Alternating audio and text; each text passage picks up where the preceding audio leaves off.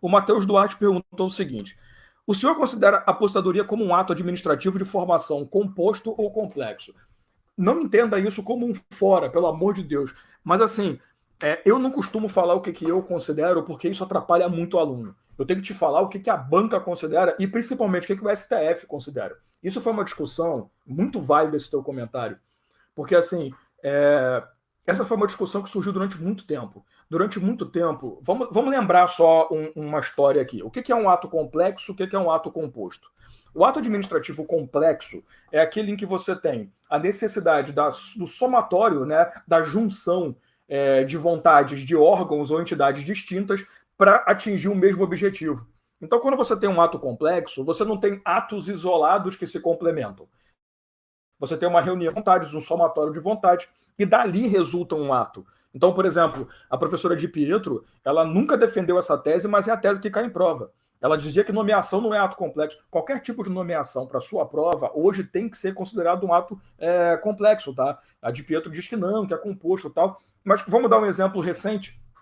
O ministro do STF, né, o Procurador-Geral da República, como é que funciona? Você tem uma entidade que vai indicar um nome e outra pessoa que tem que aprovar esse nome. Normalmente, o presidente da República passa ali pelo Senado ou vai passar por algum ministério. Então, quando você tem esse processo, você tem um ato complexo. Porque entenda, imagina que o presidente quer nomear o professor Rafael Campos ministro do STF. Seria uma boa, inclusive. Beleza, ele vai lá e produz a nomeação. Essa nomeação não vale de nada. Essa nomeação não é um ato administrativo, ela é só um procedimento administrativo. Quando o Senado chega e aprova o nome e fala, fizemos a sabatina, concordamos, somatório de vontade, vamos produzir juntos um ato de nomeação. Então, o que o presidente faz é uma mera indicação, ele não está nomeando ainda. Então, isso é um ato complexo. Já no ato composto, não. Você tem um ato administrativo que produz resultados, mas que ele só vai realmente ter efeitos no ordenamento jurídico se ele for confirmado por um segundo ato. Então, por isso que a gente fala que ato composto, ele fala em homologação, uma ratificação daquele ato. Então, quando você tem um ato que depende de uma homologação do superior, por exemplo, o agente público produziu um ato administrativo que o superior tem que dar visto, tem que dar uma confirmação para valer. Isso é um ato composto. Eu produzi um ato que produz efeitos, mas que não vale ainda completamente. Ele depende de um ato acessório. Esse ato acessório ele pode homologar ou ele pode rejeitar, ele pode perder a validade. Aí vamos para a pergunta que o Matheus fez. Aposentadoria. Muita gente defende. Aposentadoria, muita gente defendia que era um ato composto, porque como funciona a aposentadoria de servidor público, tá? É o que cai em prova, especificamente. A partir do momento que você. Deixa eu só colocar aqui certinho. A partir do momento que você entra com um pedido de aposentadoria no órgão público que você está vinculado, essa aposentadoria não é automática. Se o órgão público chegar para você e falar assim, olha, sua aposentadoria está aceita, isso não vai dar automaticamente aposentadoria para você. O que ele vai fazer é basicamente falar o seguinte, ó, seu pedido foi aceito, mas ele depende de uma confirmação, ou melhor dizendo, ele depende que um outro órgão, uma outra entidade aponte para o mesmo lado.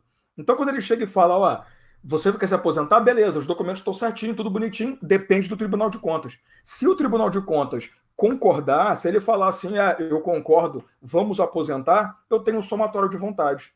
Então, o que sempre surgiu foi essa discussão. Pô, cara, até onde o ato administrativo em si, eu até estou conseguindo achar aqui, tá só para colocar, é a súmula vinculante número 3, tá? Meu computador tá meio lesado hoje, acho que é por causa da chuva, mentira, porque ele vive comigo, faz parte.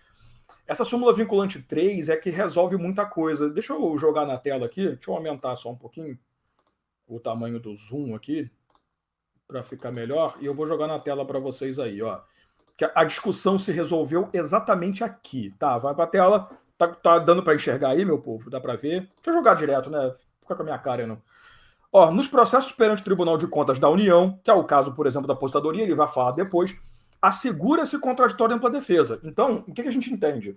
Todo processo que passa pelo Tribunal de Contas, ele tem que abrir a possibilidade de contraditório ampla defesa. Então, você tem dois atos distintos. Você tem um ato que iniciou, tem contraditório ampla defesa, vai ter confirmação ou não. Porém, olha a continuação do texto.